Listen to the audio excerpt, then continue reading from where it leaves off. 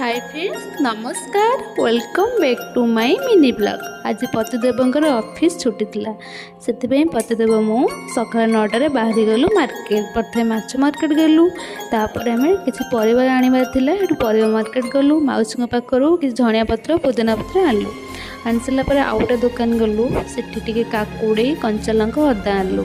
तापर देखिलु गोटे माउसी देसी खजूर बिकुले जहाँकि गोटे गिना दाम था 10 टंका किंतु से माउसी आमको 10 टंका टी अधिक दौले बहुत खुशी लगुला।